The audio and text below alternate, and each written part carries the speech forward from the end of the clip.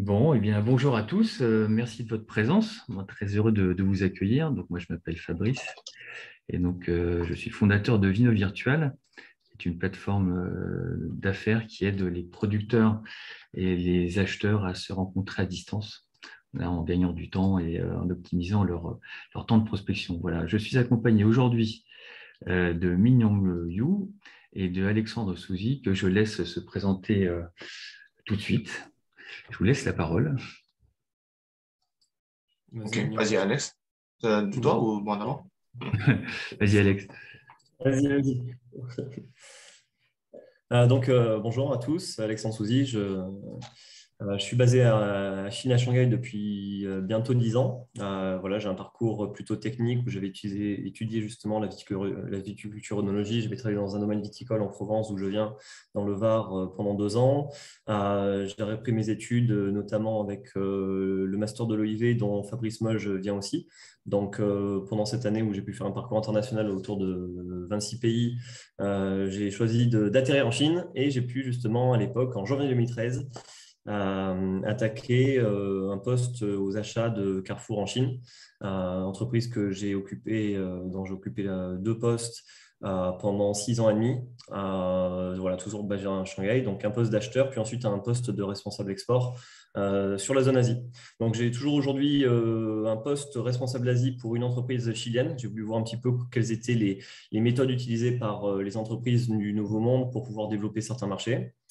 Et voilà, donc aujourd'hui, je viens intervenir pour parler un petit peu du marché Asie et du marché chinois en particulier. Très bien, merci beaucoup. Mignong, je te laisse la Ok, parole. ouais, c'est mon tour là. Ok, ouais, bon, comme je te dis, bon, c'est pas grave, c'est un bon jour, c'est le jour des enfants en Corée. Mais bon, je suis pas un enfant, donc moi, je bosse bon, très bien.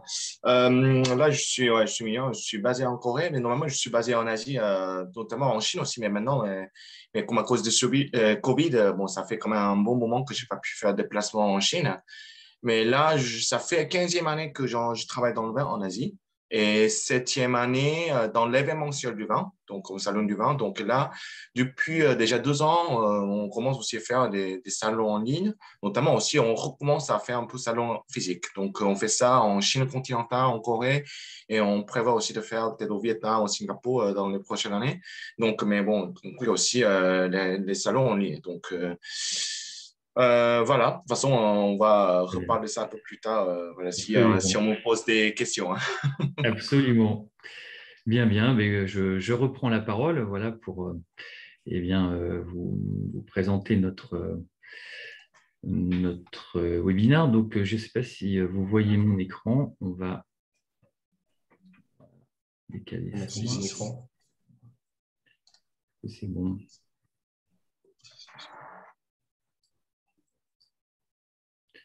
Voilà, donc on va commencer déjà par vous présenter le contexte avant justement de rentrer dans une présentation un petit peu plus précise de la zone asiatique, pour montrer aussi comment la France, les vins français se comportent sur ce grand marché, et aussi voir quelles sont les opportunités qu'on peut y trouver et comment travailler. Voilà, donc c'est ce qu'on vous propose aujourd'hui. Donc, des éléments de contexte, je vais essayer de rester, on va dire, parabolique, ou tout au moins sur l'échelle macroéconomique, parce que sinon on pourrait rentrer dans des détails qui nous perdraient. En gros, je vais vous faire un focus sur les deux pays donc importants que sont la Chine et la Corée. Alors déjà, la Chine, inutile de vous dire que c'est un immense marché. Déjà, c'est la deuxième économie mondiale, comme on le sait. Et donc, on sait aussi quelles sont les performances économiques très importantes depuis une vingtaine d'années. À partir de 2001, on voit une explosion avec des taux de croissance importants de l'ordre de 9%, voire plus, suivant les années. Alors, où on en est aujourd'hui? Eh bien, on en est au fait qu'il y a eu évidemment l'effet sanitaire, mais il y a aussi d'autres éléments qui font qu'aujourd'hui, la Chine est en train de s'orienter vers une croissance qu'elle qualifie de saine et durable. C'est ce qu'a indiqué notamment le congrès du Parti communiste en donnant sa vision à 2035. L'idée, c'est le fait de se dire qu'on sera sur des taux de croissance qui seront un petit peu plus contenus à l'avenir, pour plusieurs raisons. La première, c'est que déjà, le gouvernement souhaite rétablir un équilibre entre les exportations, qui sont très, très importantes d'une part, mais aussi la consommation et d'autre part. Donc ça, c'est le premier élément, mais aussi de rétablir un équilibre entre les services et l'industrie. Donc ça vient en complément des récents événements, donc avec notamment évidemment la crise sanitaire qui a fait que ça ralentit un petit peu l'économie, notamment avec le blocage des ports, une baisse de la production, mais aussi l'immobilier qui est parti en flèche, mais qui commence un petit peu à s'assainir, et aussi une crise de l'énergie en vue de baisser un peu les gaz à effet de serre qui sont un sujet important sur le pays.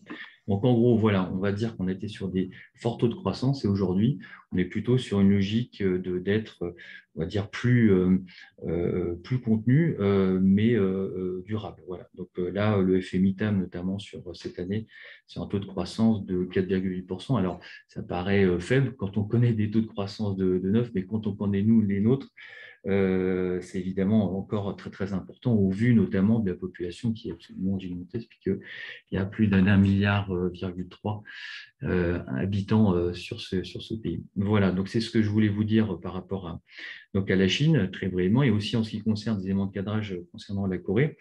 On est sur la 10e puissance mondiale. C'est vrai qu'on la connaît peut-être un petit peu moins de chez nous, de notre lucarne. Néanmoins, c'est la 4e économie d'Asie, et donc avec une population de 50 millions d'habitants. Alors, de quoi vit ce pays? Il vit d'électronique, d'automobile, de pétrochimie, de fabrication aussi de puces, et aussi spécialisé dans le naval. Donc, il y a quand même beaucoup de production. Et donc, de fait, c'est un pays qui a tendance à beaucoup exporter. Donc, c'est d'ailleurs un des défis, c'est d'être peut-être un peu moins dépendant de ces exportations à l'avenir. Le gouvernement travaille donc après de belles années de croissance. Donc on avait notamment 4% en 2021, malgré le contexte que nous avons connu. Mais en 2 mots, le gouvernement a vraiment essayé de dynamiser l'économie, notamment en baissant les impôts, en encourageant l'investissement, en favorisant aussi la déréglementation. Donc tout ça, ça a permis vraiment de créer ce dynamisme. Et donc, on reste sur des taux de croissance qui sont prévus à peu près de 3% sur les années à venir, avec un seul gros défi qui reste celui de la dépense des ménages, voilà, qui va être le défi majeur de ce pays. Donc voilà, on est sur vraiment des dynamismes importants, et donc qui donne un contexte où, d'ailleurs, on va le voir dans un instant, un contexte qui est favorable à la consommation de vin. Donc, je fais la transition parfaite avec Alex et Mignang pour parler du contexte sanitaire et puis quelle en est l'incidence, quelle est la photo qu'on pourrait prendre aujourd'hui sur la zone. Donc, je te laisse la parole. Merci Fabrice. Tout d'abord, pas mal d'informations, on va dire, rassemblées sur cette page PowerPoint. Le plus important, voilà, c'est de comprendre justement quel est l'aspect global et l'aspect justement actuel justement de l'Asie et de la Chine en particulier avec cette période justement de pandémie, avec une recherche de contrôle vraiment drastique. Donc déjà, c'est difficile de se rendre sur la zone, sur l'Asie en général, et la Chine en particulier depuis le début du Covid, donc depuis maintenant 2 ans, un petit peu plus de 2 ans. La Chine en particulier a opté pour une politique de pays relativement fermé avec de grosses restrictions d'accès. Et à la fois en termes administratifs pour des restrictions de visa, même les personnes résidant en Chine avaient des difficultés à revenir, et pour ceux qui voulaient obtenir de nouveaux visas, c'était difficile, voire presque impossible. Voilà, il fallait des lettres d'invitation du gouvernement, etc. Donc justement, il y avait même des freins quand on pouvait revenir. Par exemple, les politiques changent au fur et à mesure. Donc, c'était soit entre 2 à 3 semaines de quarantaine sèche dans une chambre d'hôtel, plus justement souvent une période de confinement à la maison pour éviter tout cas rentrant. Donc, c'est vrai que l'évolution de la pandémie dont vous avez peut-être entendu récemment sur le pays et Shanghai a fait que des quartiers, voire parfois des villes entières, c'est le cas de Shanghai aujourd'hui, ont été bloqués pour pouvoir justement passer de dizaines de milliers de cas quotidiens à un objectif zéro, qui n'est bien sûr pas encore atteint aujourd'hui, malgré le fait que ça fasse maintenant 5-6 semaines qu'on soit justement en quarantaine à Shanghai. Donc l'avenir nous dira. Donc globalement parlant, pour la partie vraiment spécifique au marché du vin, on peut s'apercevoir justement qu'il y a plusieurs acteurs qui sont justement en train de se développer sur le marché, des acteurs justement qui sont en train de se professionnaliser. Avec justement des petits importateurs qui justement tirent part de ces complexités parce que justement, tout simplement, ils sont plus professionnels. Donc, avec ce temps de crise, ils deviennent de plus en plus performants. Donc, c'est-à-dire qu'il y a un écumage du marché avec des opérateurs de plus en plus professionnels. Donc, globalement, que ce soit sur la Corée et la Chine, on fait face à un phénomène de premiumisation. Donc, il y a vraiment un milieu de gamme, un moyen plus, qui est en train de se développer. Donc, c'est vrai qu'en général, quand on estimait que pour la Chine, il y a 5 ans, 10 ans, il n'y avait vraiment que de l'entrée de gamme avec des vins justement qui étaient à peu près à moins de 2 euros et des grands crus, et que c'était difficile justement d'occuper la partie, on va dire, le cœur de marché. Maintenant, justement, ce cœur de marché se développe, notamment, on y reviendra plus tard, avec le développement des crus bourgeois. Donc voilà, des produits qui sont entre 3,50 et 6 à euros. Voilà. Donc, globalement, avec ce temps de Covid, il y a une consommation à domicile qui a été vraiment dynamisée, que ce soit justement en Chine et en Corée, surtout en Corée. Mignon va pouvoir en parler un petit peu plus à ce sujet. Donc, le marché est en train d'évoluer, le marché est en train de changer. Et pour la partie on-trade, par exemple en Chine, on a affaire à un phénomène, par exemple, de développement de consommation de vin naturel, de vin en biodynamie, qui peut laisser présager justement une évolution du marché qui pourrait s'étendre justement à d'autres villes à moyen terme. Donc, Mignon, peut-être que tu peux faire un complément. C'est un peu similaire, justement, quand on parle de la situation sanitaire. Donc, en fait, on a eu vraiment beaucoup de cas de Covid peut-être le mois dernier, plutôt en mars, et on atteint jusqu'à 600 000 cas par jour au milieu de mars. Par contre, là, aujourd'hui, je pense qu'on a eu à peine dizaine, quinzaine de 10 000 ou 15 000 cas par jour. Donc là, vraiment une très forte baisse de cas Covid. Par contre, les gens sont toujours prudents. Alors qu'on a enlevé aussi de prendre le porte de masque à l'extérieur. Mais bon, parce que je me suis un peu renseigné, il n'y a pas beaucoup de monde, beaucoup d'acheteurs importateurs qui vont à Provence cette année parce que ça commence la semaine après, apparemment. Donc, les gens doivent prendre un vol la semaine prochaine alors que, ouais, ils s'inquiètent un peu de toujours sortir un peu du pays. Donc, voilà, la situation sanitaire, je pense que ça va durer même jusqu'à fin d'année, un peu comme ça. Voilà. On parle de la Corée ou du MGR? Corée. D'accord. Ouais, parce que comme, voilà. Et après, bon, il a Bon, parlé à Agnès, il a parlé. les autres pays sont un petit peu dans la même situation, et je dirais la Chine encore plus parce que c'est tellement périlleux de quitter la Chine pour pouvoir ensuite se retaper 3 semaines de quarantaine. Donc c'est quand même, voilà, c'est très dissuasif, et je pense que voilà, pas avant une partie de l'année prochaine, on va dire, voilà, le pays continuera cette politique-là Ouais, vraisemblablement voilà. pour encore un an. Hein, voilà. Et voilà, comme Alex a dit, en fait, oui, ben, il est à Shanghai. Bon, ben, les autres pays, en fait, ils ont pas de quarantaine si forte. Par contre, quand même, comme il dit, une fois déjà sorti du pays, c'est difficile de rentrer avec 3 semaines de quarantaine. Donc, même les Chinois, ouais, ils sont pas très motivés de sortir du pays aujourd'hui. Bon, il y en a un peu qui sortent un peu si vraiment un besoin, mais bon, très rare. Et en fait, pour parler aussi de pays Sud-Asie, voilà. En fait, au Vietnam, ils ont enlevé la quarantaine. À Hong Kong, ils ont diminué la durée de quarantaine de 3 semaines à 1 semaine. Ouais, par contre, c'est toujours risqué de sortir du pays. Donc, faire un déplacement, ce n'est plus facile comme avant, déjà, même pour cette année. D'accord. Très bien. Alex, tu voulais ajouter peut-être des choses? Bon, voilà, ça permet de faire un panorama de la situation actuelle et de toute façon, voilà, disons que les conditions d'accès au marché pour se développer sont difficiles parce que et les acheteurs se déplacent très peu en dehors de leur pays et pour ceux qui veulent commercialiser justement dans ces pays, les acheteurs sont difficiles d'accès, en tout cas sur la partie physique. Voilà. Voilà, donc on va encore parler du marché après, donc D'accord. on peut passer par la partie sanitaire. Mais bon, en tout cas, il y a de quoi être vraiment optimiste parce que voilà, on est quand même sur des importations qui sont très dynamiques depuis l'année dernière. Le premier trimestre aussi est dynamique, donc voilà, on va rentrer un petit peu dans les détails. Donc, globalement, pour ceux qui veulent avoir une vision du marché, pour ceux qui ne connaissent pas trop, on va dire, la partie asiatique, on a tendance à découper l'Asie en 4, voire 5 zones. Ça dépend justement si on lit la partie Chine continentale avec ses périphériques. Donc, globalement, donc, il y a traditionnellement, pays importateur fort, le Japon.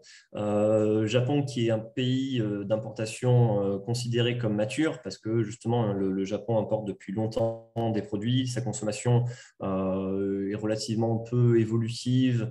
Et donc, il y a un marché vraiment qui est établi. Donc, c'est un marché aussi qui est difficile d'accès parce que c'est important de rencontrer plusieurs fois les opérateurs. Donc, c'est difficile ça met du temps hein, de commencer à travailler avec un acheteur. Et en même temps, quand on rentre, c'est souvent assez relativement stable en termes de relations commerciales. Donc, c'est pour ça qu'on ne va pas trop parler du Japon parce qu'en termes de prospection, on estime que c'est un marché qui met du temps et qui, à distance, est difficile d'accès. Voilà. Ensuite, il y a la partie donc Asie du Sud-Est, notamment avec Singapour justement qui fait partie d'un des dragons d'Asie, donc avec un pouvoir d'achat justement très spécifique, très élevé, qui est aussi justement une plateforme d'import pour la partie Asie du Sud-Est. Aussi qui est composé de pays donc, qui dépendent beaucoup du tourisme comme la Thaïlande et le Vietnam. L'année dernière, ces pays ont vu leur tourisme chuter et donc automatiquement, mécaniquement, la consommation de vin aussi a chuté. Donc maintenant, ça reprend encore un petit peu, mais on estime que ce n'est pas non plus trop la zone à prospecter en priorité. C'est pour ça qu'aujourd'hui, on va vraiment parler de 2 gros marchés qui sont et en croissance et plus faciles d'accès, qui sont justement la Chine continentale et la Corée. Donc la Chine, en général, on la découpe en 2 parties. Il y a la partie continentale, donc la grande Chine, dont on va parler justement davantage aujourd'hui, et ses périphériques, donc Taïwan, Hong Kong, éventuellement Macao aussi, mais voilà, vraiment Taïwan, Hong Kong, qui sont justement, qui fonctionnent encore de manière particulière. Et la Corée du Sud, voilà, qui est le marché le plus dynamique en ce moment. Ça, c'est évident. L'année dernière, le marché a explosé, donc on va vraiment rentrer dans les détails et on va voir les spécificités du off-trade. Très bien. Petit mot sur Hong Kong et Taïwan. Petit mot sur Hong Kong et Taïwan. Donc, sur la partie, si on veut parler de la partie sanitaire, donc Hong Kong et Taïwan n'ont pas pu profiter de la politique de la Chine continentale qui a fonctionné pendant 1 an et demi, presque 2 ans, c'est-à-dire d'avoir 0 cas ou en tout cas des cas de Covid qui sont très localisés. Taïwan, donc un marché qui est spécifique, qui est quelque part aussi plus mature, mais bien sûr plus petit de par sa population, mais existant. Hong Kong, les conditions sanitaires ont été très difficiles parce qu'on est sur un des lieux de la planète avec la plus grosse densité de population. Donc, le Covid a fait énormément de dégâts parce que la même politique que la Chine continentale a essayé d'être appliquée, mais de par l'inertie et par la concentration, ça a été très difficile. Donc, il y avait justement les lits d'hôpitaux qui étaient vraiment occupés. Mais maintenant, la situation va mieux. C'est-à-dire que les gens continuent à sortir et on va dire la zone peut s'assimiler en termes de comportement, un petit peu comme à la Corée du Sud ou même les pays occidentaux comme la France, par exemple. Voilà. D'accord. Donc, on va dire que ça redémarre aussi sur ces pays. Voilà, ça redémarre parce qu'il y a un petit cap qui a été franchi, un peu comme en Europe. Voilà, tout à fait. Et la Chine continentale, qui par contre reste beaucoup plus ancrée dans sa stratégie qui avait justement été efficace il y a 2 ans, lorsque Wuhan a été bloqué et d'autres villes qui ont été mises en partie en quarantaine. Donc la Chine essaie aujourd'hui de retourner à son niveau zéro. Donc là, on va rentrer un peu plus dans les spécificités par marché. Donc, comme on disait tout à l'heure, dépendance du tourisme pour la partie justement Asie du Sud-Est, notamment la Thaïlande, moins d'étrangers, moins de consommation. Donc, bon, on va dire, c'est pas forcément le marché qu'il faut regarder aujourd'hui. Le Japon aussi, marché justement mature et qui prend du temps, la conjoncture économique, voilà, un petit peu à revoir. Donc, c'est pour ça qu'on va vraiment parler de deux marchés. Donc, la Chine avec un socle très fort de distribution dite traditionnelle, avec justement, ça va être, faut vraiment pas le comparer avec nos modèles européens, français, où vraiment la distribution se fait de manière spécifique. Les vins sont parfois vendus pour des cadeaux, parfois pour de la consommation dans des magasins à cigarettes, etc. Donc, bon, on a vraiment un marché qui, on va dire, quand on vend du vin à un importateur, en général, il faut le laisser se débrouiller quelque part pour distribuer sur ce marché. Hein. C'est vraiment inhérent à la Chine. Donc, globalement, on a quand même une bonne chose, c'est que l'entrée de gamme remonte. C'est-à-dire qu'avant, on avait des targets de prix sur tel type de packaging, appellation. Maintenant, la dégustation devient de plus en plus importante. Et quand un vin d'appellation égale est meilleur, il peut justifier justement un prix supérieur, ce qui n'était pas forcément le cas il y a 3 ans, 5 ans. Voilà. Donc, bien sûr, la Chine, on s'intéresse à elle parce que c'est quand même le plus gros marché de la zone. Et aussi parce que malgré sa complexité, on va revenir un petit peu plus tard, mais c'est quand même assez opportun de faire des affaires avec. Et la Corée du Sud, justement, donc ça, c'est mon plus gros client, le plus gros client de l'entreprise pour laquelle je travaille, justement, est coréen, Lotte, donc une entreprise spécialisée en grande distribution. Donc, les importations et donc la distribution via le circuit GMS est très, très dynamique et aussi a tendance à se premiumiser. Peut-être que Mignon aussi va pouvoir en parler davantage. Non, déjà, on peut parler de ça un peu plus déjà dans les prochaines pages. Mais je pense que Un ouais, peu plus tard. je suis d'accord avec les commentaires. Donc là, un zoom spécifique sur la Chine continentale étendue à Hong Kong. Donc globalement, l'année dernière a été très dynamique pour l'ensemble des pays exportateurs à destination de la Chine, justement par rapport à un effet d'aubaine, c'est-à-dire qu'il y a eu une décision politique de remettre un niveau de taxe élevé sur les vins de provenance australienne, c'est-à-dire que de 0 taxe import, ils sont passés justement à un nombre à 3 chiffres, donc c'est relativement élevé. Donc, tous les pays exportateurs ont pu se développer. La France, justement, qui était numéro 3, puis repasser à numéro 1, si je me souviens bien, à 48% de part de marché. Donc, la moitié de part de marché, ce qui est quand même énorme. Donc, quelque part, ça aurait été bien de démarcher avec vivacité le marché en début d'année, donc de l'année dernière, donc il y a un an.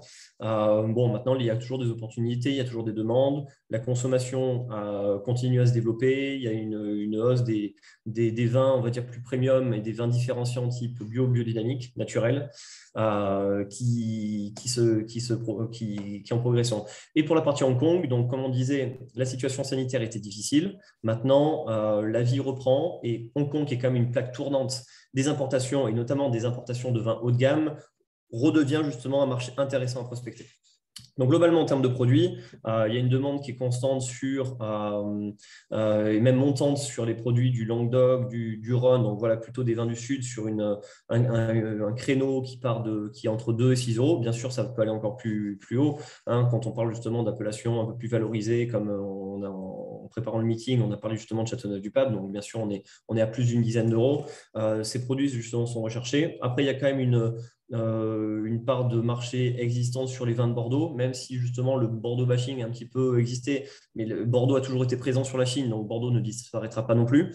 La Bourgogne, très grand engouement pour les vins de Bourgogne, malgré justement la raréfaction de l'offre. Donc une grosse recherche de la Bourgogne et aussi plus récemment, enfin, des champagnes. Corée du Sud, Mignon. Ah ouais, c'est bon. Ok, bon, très bien. C'est à peu près pareil. Par contre, en fait, on a eu beaucoup d'augmentation. Je sais pas si je pense que vous avez pu regarder aussi des chiffres avec une belle augmentation ces derniers 2 ans. Donc là, on a eu à peu près double chiffre en fait par rapport à l'année 2020. Donc ça explose en fait le marché. On peut pas dire en fait, je ne sais pas si on peut dire c'est grâce à Covid ou pas, mais bon, de toute façon, la situation actuelle, c'est comme ça.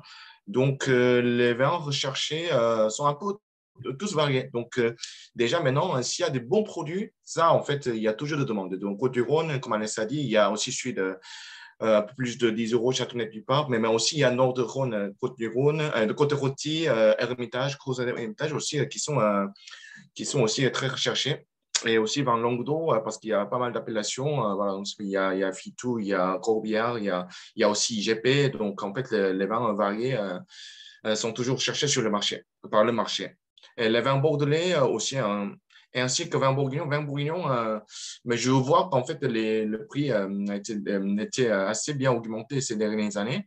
Mais par contre, c'est toujours recherché par le marché. So, voilà. Et Champagne, en Corée, c'est assez intéressant, je trouve, parce que nous, même par rapport au vin effervescent, le champagne, en fait, le pourcentage en fait, de vin champagne, si vous regardez un peu les chiffres en Corée, en fait, ça fait partie de vraiment une bonne partie du marché, à peu près autour de 8% du produit vin français total. Donc, en fait, c'est une grosse partie du marché. Voilà, donc, c'est pas une question, hein, c'était Fabrice qui a dit bonjour, tout le monde. Donc, comme Alex a dit, il y a aussi, on compte les petits pays, Singapour, Malaisie et Inde. Il y a quoi? Il y a Thaïlande, en fait, les marchés qui restent petits. Par contre, pendant la période de Covid, ils souffrent un petit peu. Par contre, ça, et oui, ils reprennent un peu d'être rétablis, pardon, voilà, d'être guéris. Et que, ben, par contre, par rapport à la taille Chine continentale et Corée du Sud, voilà, ça reste quand même un peu, ça reste toujours petit. Voilà. Et, ouais, on peut passer à la page suivante, j'imagine, Fabrice. Donc là, on est sur la partie un peu plus chiffrée, la partie plus quanti. Donc voilà, on peut s'apercevoir que l'augmentation de la part de marché donc, est significative pour les vins français. Alors, disons que le marché global en Chine a tendance plutôt à se stabiliser en volume, à un petit peu monter en gamme, donc à prendre en valeur. Donc, il y a vraiment une redistribution des cartes qui s'est faite l'année dernière suite aux décisions politiques. Je crois que ça date de décembre 2020, pardon, pour justement l'augmentation des taxes australiennes. Donc, c'est vrai que tous les opérateurs, les importateurs se sont réadaptés. Donc, les importateurs qui importaient massivement des vins australiens ont dû se diversifier en développant plus de vins d'autres pays. Et ceux qui étaient spécialisés dans des vins autres que les vins australiens ont vu leurs activités mécaniquement devenir florissantes. Donc, c'est vraiment depuis l'année dernière que tous les pays exportateurs hors Australie ont pu justement se développer. Donc, ceux qui démarchaient ont pu choper de nouveaux clients parce qu'il y a eu énormément d'ouverture de nouvelles références au sein des différents importateurs.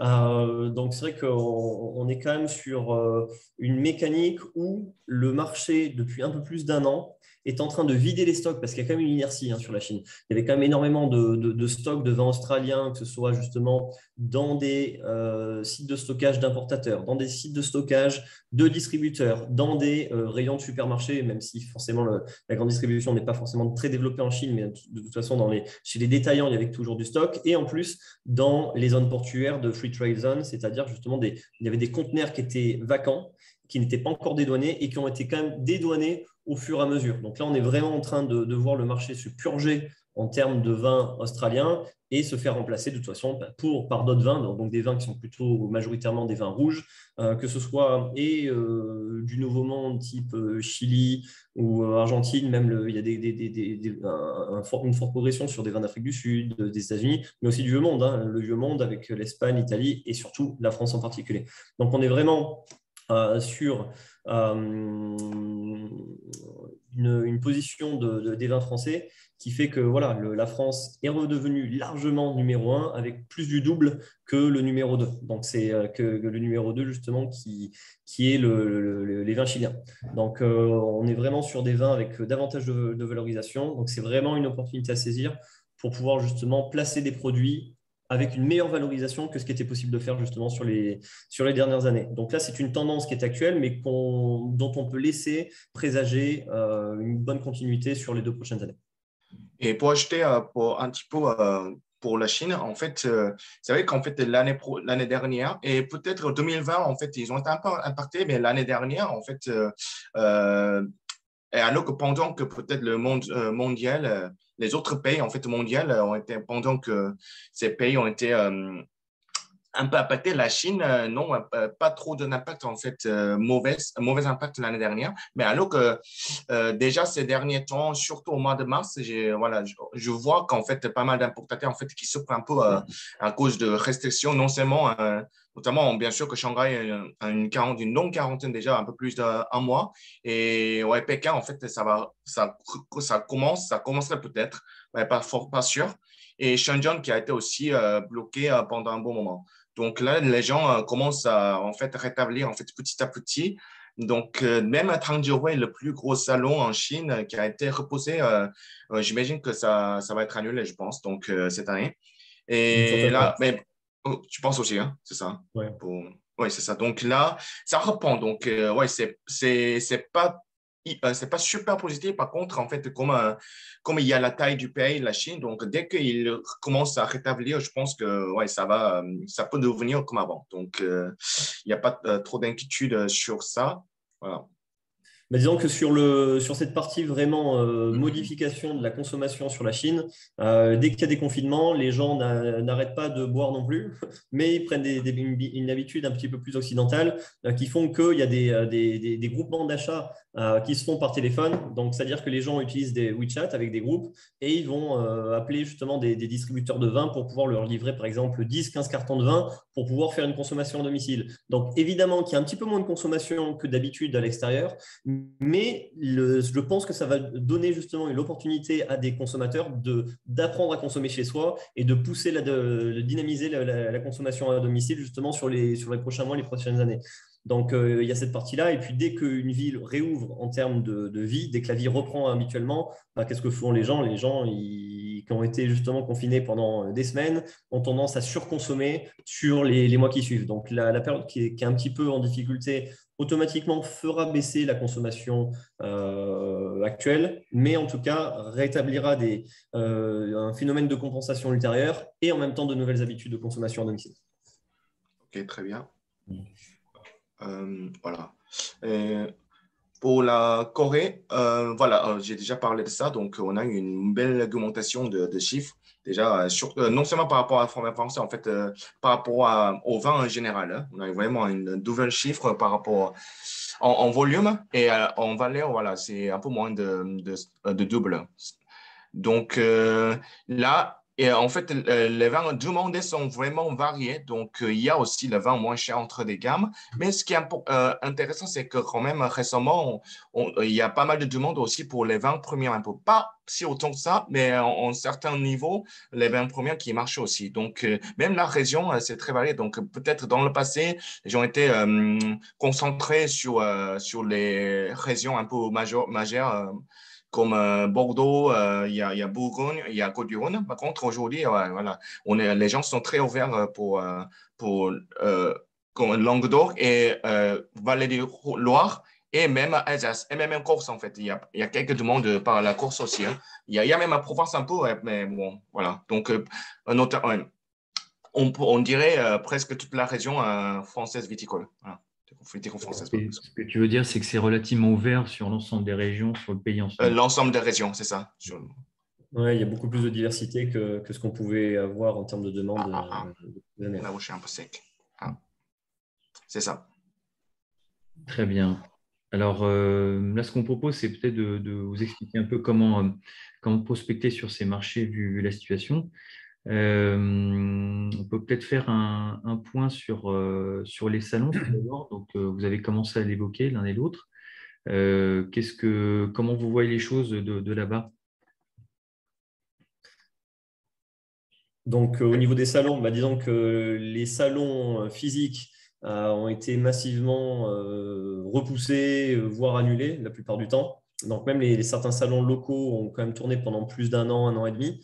mais c'était vraiment pour mettre en lien les distributeurs et les importateurs.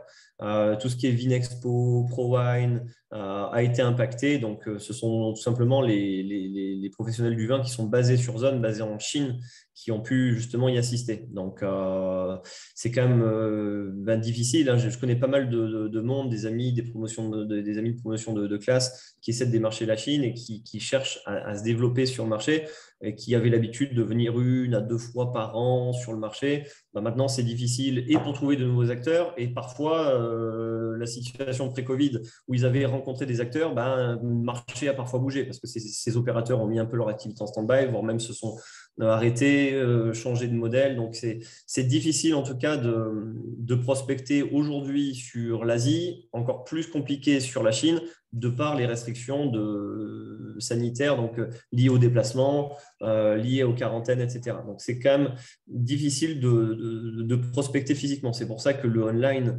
est une bonne option, est une bonne solution parce que déjà, ça permet de le faire à distance. Et en même temps, parce que les opérateurs ont l'habitude de travailler sur Internet. Par exemple, ça va faire 6 semaines que je suis bloqué chez moi. Je travaille avec mon téléphone et un petit peu avec mon ordinateur, mais surtout avec mon téléphone. Donc, ce que je dirais comme conseil principal, surtout pour la Chine, c'est déjà de faire une amorce justement digitale et ensuite justement de rester en contact de manière hebdomadaire, voire quotidienne, justement avec un outil précieux, WeChat, qui est un incontournable. Voilà. On va en reparler parce que c'est vrai que ça, c'est l'outil indispensable sur ce pays-là, non? Tout à fait. Mais en fait, un point que je trouve très, très intéressant, c'est plutôt l'habitude. Donc, 2020, depuis 2020, mais comme Alex a indiqué, en fait, il y a beaucoup de salons, non seulement en Chine et en Corée, mais aussi à Singapour, pas mal de salons ont été repoussés ou annulés.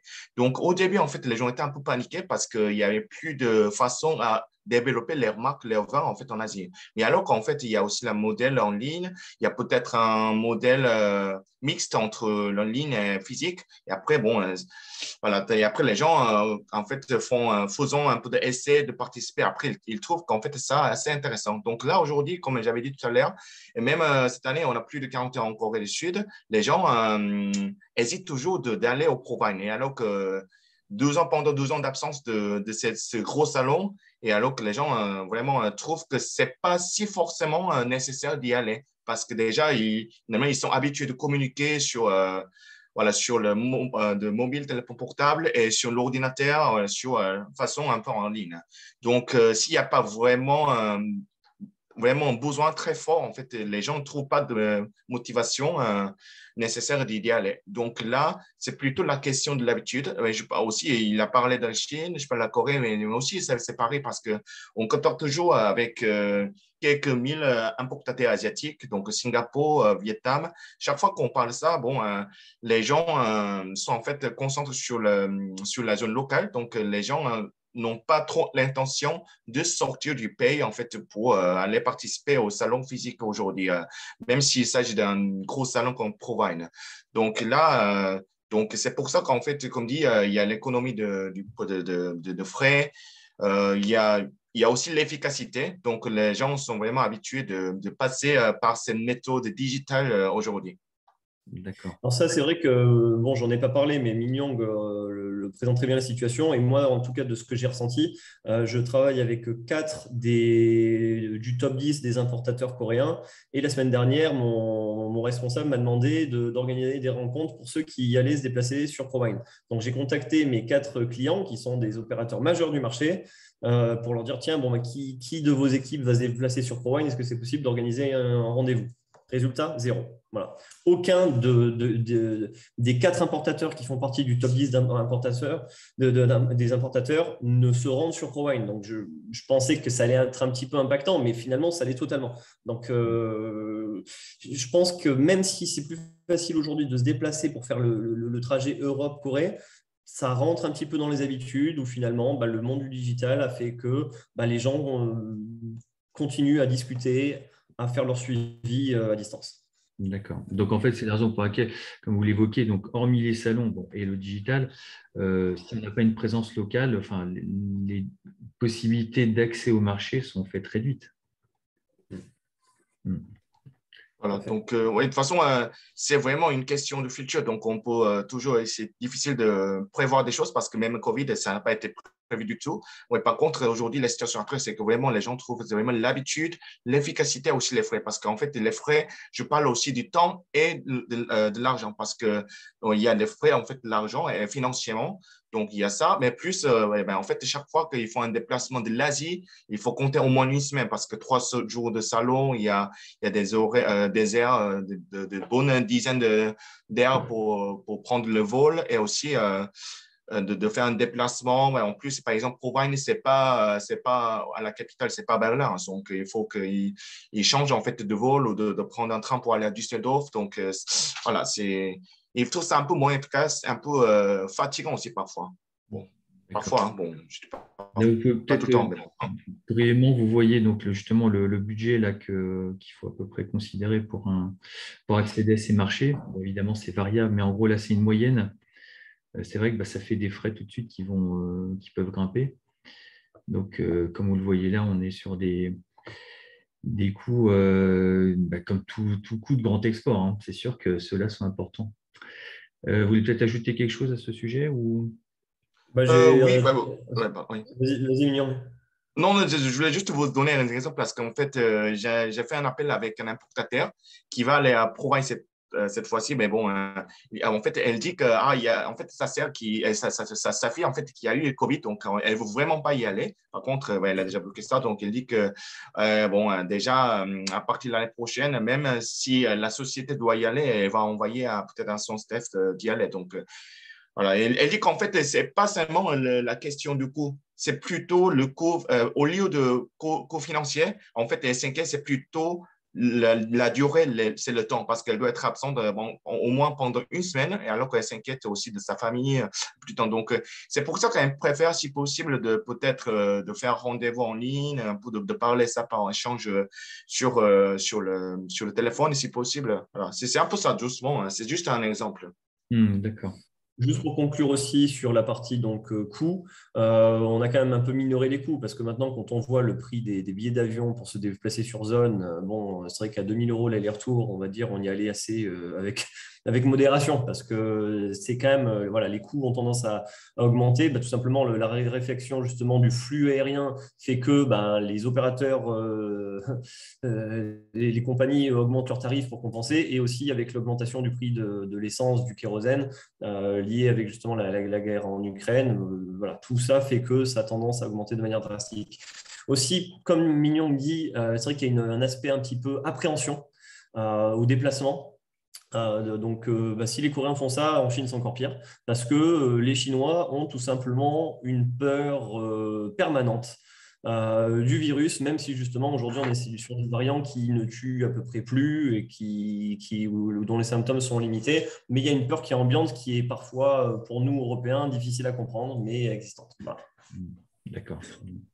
Je vais avancer parce que pour laisser justement du temps aux questions. Bon, donc c'est vrai que les salons en ligne, vous l'avez évoqué, c'est en fait ce qu'on a proposé nous. Afin d'offrir des opportunités aux importateurs et aux producteurs de se rencontrer à distance. Bon, Minyang a déjà précisé les avantages. Bon, vous avez compris, hein, c'est évidemment avoir un accès d'acheteurs qualifiés, puisque en fait, la difficulté de les atteindre si on n'est pas en physique fait que c'est difficile d'avoir des gens qui s'intéressent à vous. C'est le gain de temps dans la prospection, les déplacements, et aussi la réduction des frais. Donc, c'est la raison pour laquelle en fait, tous les trois, on travaille pour favoriser, là, dans les semaines à venir, les échanges entre les acheteurs donc basés sur la zone et les producteurs. Voilà, donc on va faire peut-être un mot de conclusion pour quelques conseils afin de réussir, et puis on va passer aux questions. Je te laisse la parole, Alex. Donc voilà, on a listé quelques points qui nous semblent importants, mais qui ne sont pas exhaustifs, hein. Donc simplement pour démarrer en tout cas à travailler avec de nouveaux clients sur la zone. Donc automatiquement, ne pas forcément pousser, hein, on le fait mécaniquement dans la filière, on est toujours en train de faire du marketing de l'offre en disant oui, j'ai ceci, j'ai cela, j'essaie de vendre cela. l'idéal, c'est d'écouter un petit peu les besoins exprimés ou latents qui peuvent justement être devinés avec nos interlocuteurs. Donc, essayer de déterminer justement leurs besoins et en fonction de leurs besoins, aussi leur faire des propositions. Ça, c'est très important parce que parfois, un acheteur peut être intéressé par vos produits et ce n'est pas parce qu'il ne vous le demande pas qu'il ne sera pas intéressé. Donc, il faut vraiment essayer de comprendre sa manière de travailler, d'essayer de lui faire découvrir vos offres, vos offres, on va dire au pluriel, donc vraiment sur certains produits, parfois même niches, ça peut intéresser. Donc, n'essayons pas de vendre que ce qui est le plus connu parce que c'est aussi important de se différencier. Il y a une concurrence et c'est important justement d'être force de proposition pour pouvoir essayer non pas de vendre un produit, mais aussi une solution, c'est-à-dire de proposer un produit qui va être facile à vendre pour votre client. Donc, sur la partie Chine en particulier, c'est un marché qui est assez difficile à appréhender. Hein. C'est difficile à prévoir. Ce qu'on met avec cette phrase en considérant qu'un refus aujourd'hui sera peut-être un oui demain, c'est que tout simplement, vous pouvez parler pendant des mois avec un importateur, lui faire X offres. Et un jour, il va vous redemander quelque chose, il va vous contacter, vous allez dire, oh là, ça y est, il me demande encore quelque chose. Bon, allez, je lui réponds. Et quelques jours après, vous allez obtenir une commande alors que vous aurez fait moins d'efforts sur les derniers jours, malgré justement ce que vous avez pu faire justement les mois d'avant. Donc, en Chine, j'ai tendance à croire que c'est plus facile pour un stagiaire de se faire une première vente que justement pour quelqu'un d'aguerri de faire une première vente au Japon, par exemple. Donc, il faut vraiment être téméraire, être flexible et être adaptable. Voilà, ce sont vraiment les clés importantes pour l'Asie et la Chine en particulier. Donc, en termes d'outils aussi de communication, on l'a mentionné tout à l'heure, WeChat est hyper important pour la Chine et puis même aussi pour la Corée, même si les Coréens sont beaucoup plus, on va dire, modernes, on va dire, beaucoup plus habitués à travailler avec les méthodes occidentales. Par exemple, mes clients coréens, je travaille avec eux quasi exclusivement par email, très peu d'appels. En général, tout est réglé. Donc, je pense que Mignon aussi va pouvoir un petit peu parler de la différence de l'état d'esprit des acheteurs coréens et de leur manière de travailler. Oui, comme on dit, en fait, c'est pas seulement la question des Coréens. En fait, en général, les Coréens, oui, et je peux diviser comme ça parce que les Coréens, les Singapouriens, les Japonais, un peu les pays matures, ils sont habitués d'échanger par email. Ouais, voilà. Et après, comme elle s'est dit, Chine, voilà, par email, peut-être si vous envoyez un centaine d'emails, vous aurez une chance d'avoir une réponse peut-être une fois. Voilà, il y en a une réponse peut-être. Et c'est plutôt par WeChat. Et c'est aussi, c'est rapide comme réponse. Donc, c'est plutôt là. Et Vietnam aussi, par email, c'est ça pour moi. Donc, c'est plutôt par WhatsApp. Et pour les petits pays, voilà, le reste, mais même Inde, je m'échange avec par WhatsApp ou email. Donc, voilà. C'est plutôt, je peux diviser par pays mature et pays non mature. D'accord. Juste un rappel, WeChat, donc c'est le WhatsApp, on va dire C'est asiatique. le WhatsApp chinois, tout à fait. C'est un Chinois, WhatsApp chinois, chinois. C'est chinois. mon Chine. C'est mon Chine. Voilà, c'est le WhatsApp chinois et qui, si je ne me trompe pas, a un peu plus de fonctionnalités que WhatsApp. Parce que justement, c'est possible aussi de glisser des pièces jointes via l'ordinateur. Donc, il y a une ergonomie aussi qui est facile. Donc, c'est un Ah, super outil. C'est pour ça qu'en Chine, j'ai sur mes 70 clients, j'ai peut-être 2-3 clients qui m'envoient des offres, des demandes, qui me passent les commandes par email, mais les discussions automatiquement, les échanges se font par WeChat. ouais, par contre, Alex, WhatsApp est aussi lié par l'ordinateur aussi. Donc, Bon, ouais. c'est moi qui suis plus moderne alors, je suis trop chinois. Non, non, c'est pas. Mais bon. En fait, c'est ce en fait, qui a écrit cette phrase, Fabrice. J'aime bien en fait cette phrase vendez une solution, pas seulement un produit. Ça, c'est quelque chose qu'on peut mettre dans le cœur. On peut généraliser sur la zone, on va dire. C'est cette maxime. On peut. Oui, c'est Ah ça. oui, J'ai juste en même pas fait, que sur la j'apprécie zone. ces phrases. Vous Vraiment, vendez à un j'apprécie grand ces phrases. distributeur en France, au lieu d'arriver avec votre plaquette justement en disant nous sommes un domaine traditionnel qui produisons des produits de qualité, nous sommes la troisième génération, un acheteur en grande distribution va pouvoir aussi vous dire bon, d'accord, quel est le point différenciant et qu'est-ce qui va faire que ça va tourner dans mon rayon. Donc, c'est plutôt, on va dire, une maxime qui est globale et que malheureusement, on n'utilise peut-être pas assez dans la filière. D'accord. Bon, très bien. Donc, Très je pense qu'on bien. peut passer voilà. Voilà, on va peut-être passer, Questions. on va peut-être passer aux questions. Oui. Alors, là, j'en vois deux. Déjà? Mais Où avant ça? cela, je vais vous poser une question concernant justement, une fois qu'on a un contact, quels seraient, vous, vos conseils pour justement démarcher, aller plus loin avec un acheteur asiatique de manière générale? Mignon. Pardon, répète s'il te plaît. Non, La c'est-à-dire, question. une fois qu'on a un contact, donc ça c'est très bien, c'est positif, Oui, quels oui. seraient vous, vos conseils pour ensuite démarcher et travailler avec des importateurs afin d'avoir la commande? Quels seraient vos conseils par rapport à ça? Oula, c'est une question assez difficile parce qu'en fait, déjà, ce que je peux conseiller, c'est de observer.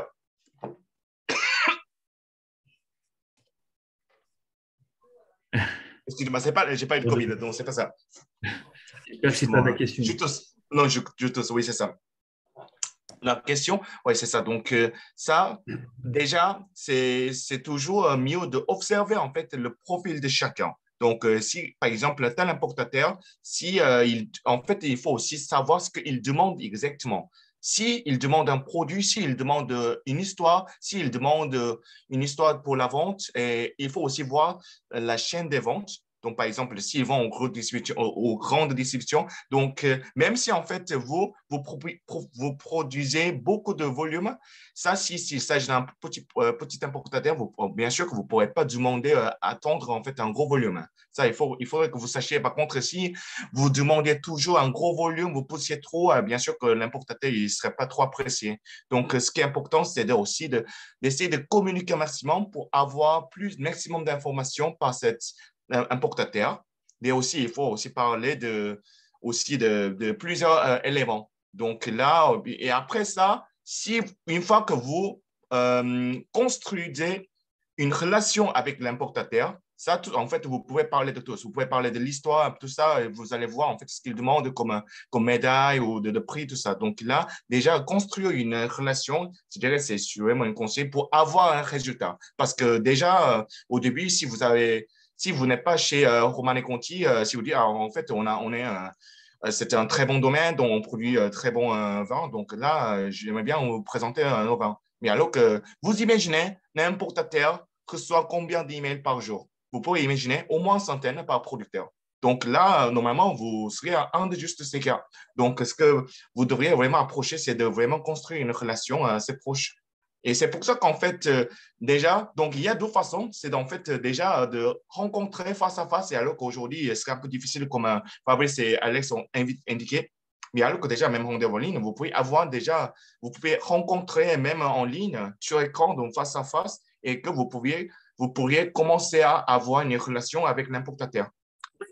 D'accord. Voilà, c'est Donc, ça pour ça. vraiment miser sur l'humain, oserais-je dire, sur la relation. Et un peu ça, oui, un peu ça, oui, exactement. Ok, très bien. Alors, Pour avoir un résultat. Voilà. merci beaucoup. Je prends les questions qui nous viennent. Donc, l'une concerne des problèmes logistiques. Pourriez-vous aborder les problèmes logistiques auxquels nous sommes confrontés? Coûts, délais, blocage au port. Coût d'élevage, en fait, ce n'est pas une question, en fait, c'était une question posée à toi directement, c'est ça? C'est pour ça que je ne vois pas. Oui, oui, elle m'est posée, donc je la pose. Voilà, Ah, pourriez-vous d'accord, ok, oui, aborder ok, très auxquels nous bien. sommes confrontés? Coûts, délais, blocage au port. Est-ce qu'il y a un petit peu, vous entendez parler de certaines choses, vous, là-bas? Ah oui, Ah c'est oui, ça, oui, oui. il y a une grosse congestion. Il y a une grosse congestion justement sur la Chine, en particulier à Shanghai, depuis maintenant 1 mois et demi, avant même la quarantaine. Donc oui, il y a une grosse congestion. Il y a des conteneurs qui font la queue justement sur le port, maintenant les ports. Je pense qu'il y aura un impact qui ne sera pas lié qu'à la filière du vin, mais qui sera global parce que le flux maritime est perturbé. Maintenant, en termes de coûts, j'ai envie de dire, bon, c'est pas forcément à vous de vous en inquiéter parce que ce sont les importateurs qui les couvrent. Lorsque vous voulez justement travailler avec des importateurs, vous faites de l'export. Du moment que vous produisez les produits à peu près en temps, malgré parfois les problèmes de production qui peuvent survenir ou d'approvisionnement de matières sèches, une fois que les produits sont enlevés, ce n'est pas forcément à vous de vous inquiéter. Donc, je dirais que la problématique se porte plutôt pour l'importateur. Donc oui, il peut avoir un impact déjà en termes de délai, en termes de temps. Je dirais en quoi ça va vous impacter, c'est que quelque part, plus le conteneur va rester bloqué sur le port, plus justement il va mettre de temps à être dédouané, donc les produits vont être vendus moins rapidement et donc la deuxième commande mettra un petit peu plus de temps à se faire. Voilà, donc comme il a dit, en fait, c'est aussi une question de temps parce que le coût, déjà, en fait, le prix de bateau, ça a été augmenté déjà au moins 2 fois, déjà par rapport à il y a 3 ans. Donc là, les importateurs, ils le sachent déjà, ouais, ils sont un peu au courant, même si ils n'apprécient pas, bon, c'est la vérité. Par contre, c'est vraiment la question de temps. Donc, dans le passé, voilà, bon, il y a 5 ans, 6 ans, donc normalement, ça dure à peine maximum 12 mois pour que les vins arrivent de l'Europe en Asie. Mais alors qu'aujourd'hui, au cas pire, ça prend déjà 5 mois, hein, vraiment, si c'est un délai. Donc, c'est vraiment la question du temps. Donc, oh, oui, ben, les frais, bon, blocage, un peu logistique, ça va, mais l'augmentation de frais à cause de blocage, ça n'impacte pas trop parce que déjà, les frais du bateau sont déjà très, très élevés par rapport à il y a quelques ans. Par contre, c'est vraiment la question de temps qui sont un peu sensibles parce qu'en fait, il y a des demandes de clients, voilà, donc c'est prévu quelle date, mais alors qu'à cause des délais, ça, ils ont un problème. C'est juste la question du temps qu'on doit s'inquiéter au lieu du frais. Donc, en fait, ils sont peut-être tentés de passer les commandes de manière plus rapide que ce qu'ils pouvaient faire avant en étant plus en… Oui, mais ça n'arrive pas comme prévu normalement. Donc, Bon, d'accord. normalement, c'est difficile de prévoir comme ça. C'est difficile d'anticiper et en D'anticiper, général, exactement. on est passé aussi d'une situation où il y a un petit peu une frénésie à l'achat parce que dès qu'un acheteur se décide, ben, il fallait que le produit soit prêt déjà pour hier parce que il faut que tout soit prêt au lancement, que le produit soit enlevé, que le conteneur soit booké. Donc, ça crée quand même beaucoup d'inquiétudes, on va dire, de la part des importateurs. Et finalement, même si les coûts d'import ont augmenté liés au prix des conteneurs, ils vont certainement encore continuer à augmenter de par la raréfaction, depuis la reprise aussi économique et de par l'augmentation aussi des prix du carburant. D'accord. Donc, bon, c'est pas ça qui arrête le business non plus, mais ça impacte automatiquement. D'accord. On a une question sur la partie écologique concernant les étuis individuels. Le 100% écologique est-il obligatoire? Ça, je ne vois pas de quelle partie il parle. Oui, alors, est obligatoire où et par qui?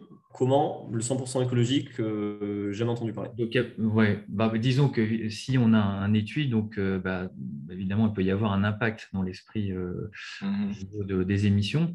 Donc, est-ce que ce sujet, a priori, ça ne semble ne pas en être un au regard de votre réaction. Est-ce qu'un étui écologique est un étui logoté aux normes, justement, avec un logo environnemental, protection de l'environnement, ou est-ce qu'un étui écologique est un produit qui est 100% quoi, réutilisable, recyclable? Je sais pas, je ne pourrais pas répondre. Quelqu'un est en train d'intervenir là?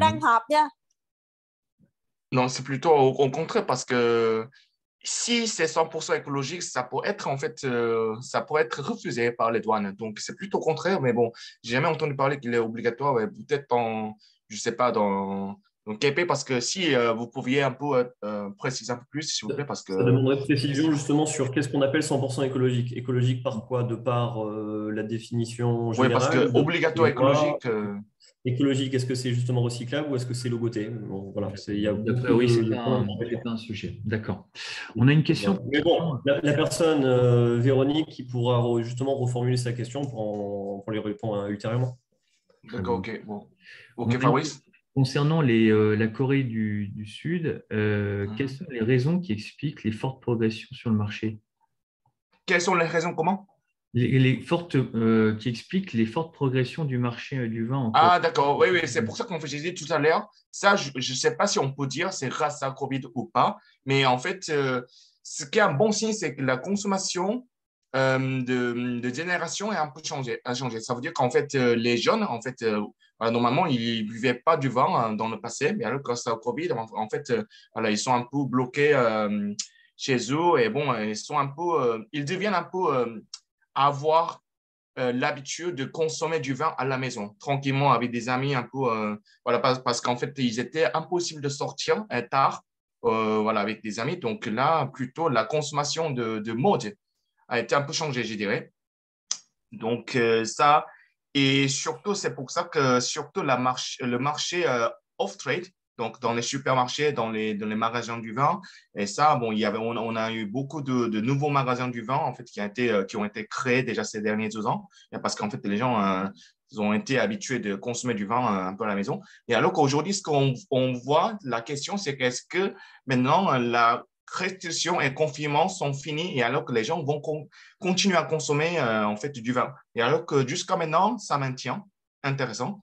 Ça maintient parce qu'en fait, voilà, parce qu'il n'y a plus de restrictions, on peut sortir facilement au restaurant, mais alors que la consommation, le consommation n'a pas encore baissé jusque-là. Donc, on devait encore observer, mais de toute façon, la vérité, c'est que déjà, la nouvelle génération commençait à consommer du vin. C'est ça, je dirais plutôt la raison de prévention. D'accord. Peut-être la croissance économique aussi qui… Aussi une partie, oui. D'accord. Un peu, oui. Merci. Alors, je vois Véronique qui nous pose sa question, qui l'apprécie. Donc, est-ce que ça doit être recyclable? S'il y a du plastique, est-ce que ça pose un problème? Elle parle de l'emballage et des coffrets cajou. Mais, ok, emballage, mais où? Dans quel pays? Voilà, parce que… Oui, oui. Est-ce qu'on sait pas, on sait toujours pas quel pays ça dépend du pays, parce qu'en fait, c'est un pays en fait, qui a à Corée. Non, mais par contre, il veut parler de plastique, mais quelle manière? Parce que je pense que vous avez dû entendre parler de quelque chose, c'est pour ça que vous posez cette question. Mais avec ces informations, c'est un peu difficile à répondre parce que je parlais juste de cette partie. Normalement, ma réponse est non, il n'y a pas de restriction, mais je pense que vous parlez peut-être un élément un peu spécifique, un peu spécial peut-être. Peut-être qu'on pourra lui répondre en dehors de ce… Plus tard, oui, c'est ça, parce que c'est spécifique. difficile de répondre aujourd'hui comme ça. Oui, okay. Surtout vu que les informations viennent au fur et à mesure, c'est vrai qu'à la limite, on pourra engager une nouvelle discussion ou par email. Ouais, très donc, bien. On a une question d'Emmanuel concernant les suggestions, concernant les habillages, enfin les tendances d'habillage qui plaisent en Asie. Attends, je garde ça. Moi, j'ai tendance à dire la tendance est la même que depuis plusieurs années. L'Asie, donc la Corée et la Chine encore un petit peu plus. Ça a tendance à apprécier justement des bouteilles relativement lourdes. Qui dit bouteille un peu grosse, un peu lourde, dit image de premiumisation. Donc, c'est-à-dire que si vous vendez un produit qui n'est pas que entrée de gamme, si la bouteille a un peu plus de prestance, ça aura davantage d'attrait. Voilà. Donc, on est vraiment sur… Voilà. Et en termes d'habillage en tant que tel, est-ce qu'il y a une tendance? Pas forcément, mais je suis un peu d'accord pour la Chine parce qu'en fait, ils préfèrent toujours une bouteille lourde et un peu une étiquette assez classique, toujours. Par contre, pour les autres pays, en fait, le packaging, peut-être Singapour, Malaisie, un peu tout ça, bon, ça va, en fait, ça garde un peu l'ancienne, ce qu'ils avaient déjà dans le passé, donc ça ne changeait pas trop. Par contre, pour la Corée, il y a un bon changement parce que, en fait, les Coréens, ils ne regardent pas trop la taille de la bouteille. Donc, même, ils préférons chaque fois, en fait, une bouteille, une légère bouteille. Et par contre, pour le packaging de l'étiquette est assez importante parce que dans le passé, ce n'était pas le cas il y a 2 ans. Mais alors qu'aujourd'hui, comme l'impact de COVID a changé vraiment le pays, donc là, les gens préfèrent vraiment une étiquette assez chic, un peu spéciale. Donc, par exemple, c'est une étiquette avec un dessin comment dire, de cartoon, comment dire, Alex, pardon. Dessin animé. Animé, pardon. Oui, dessin animé. Ouais, dessin animé. Normalement, ça ne passait pas du tout dans le passé il y a quelques ans, mais alors qu'aujourd'hui, les gens cherchent que c'est ça, ce genre d'étiquette. Donc là, vraiment un changement. Donc là, il faut vraiment suivre en fait la mode. Ça, je ne peux pas vous dire tout de suite quelle étiquette parce que chacun a différents styles. Plutôt, vous pouvez en fait regarder. Vous pouvez faire en fait une recherche sur en ligne, par exemple sur LinkedIn ou sur Instagram ou sur Facebook, où vous allez voir en fait ce que les gens recherchent plutôt. Peut-être pour simplement clarifier, est-ce qu'on est plutôt sur des étiquetages traditionnels ou on est plutôt sur des étiquetages modernes? Il y a toujours le marché pour une étiquette traditionnelle et l'étiquette traditionnelle pour la Chine, comme Alex a dit, oui, c'est très important. Par contre, en Corée, c'est plus la mode. Par contre, on ne sait jamais quand est-ce que ça peut revenir. Donc, c'est pour ça qu'il faut vraiment observer la situation très profondément, peut-être sur Instagram, un peu sur le plateforme social media, pour bien voir un peu la mode. C'est ça. Très bien. Moi, ce que je vois, en tout cas sur la Corée du Sud, avec mon plus gros client, donc Lotte, un distributeur, il reste quand même assez traditionnel. Il demande des étiquettes traditionnelles et des bouteilles lourdes parce que c'est plus facile pour vendre, parce que ça ressort, on va dire, dans un linéaire.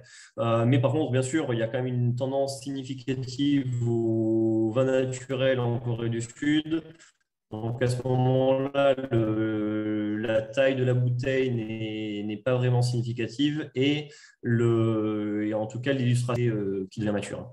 Voilà, mais ça dépend en fait du pays aussi, parce qu'en fait, Alex, ici, il s'agit de vin chilien, oui, on cherche toujours vin bouteille très lourde, un peu l'étiquette classique. Par contre, ici, il s'agit de vin italien, un peu espagnol, même un français.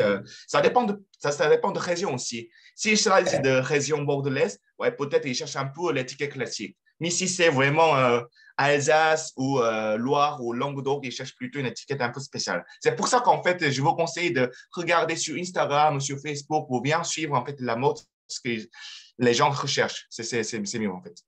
Très bien. Parfait. Bon, bah, écoutez, merci. On a légèrement dépassé le temps, excusez-nous. Si vous avez d'autres questions, bah, n'hésitez pas à nous les poser. Nous serons contents d'y répondre. On va vous envoyer le replay si vous le souhaitez.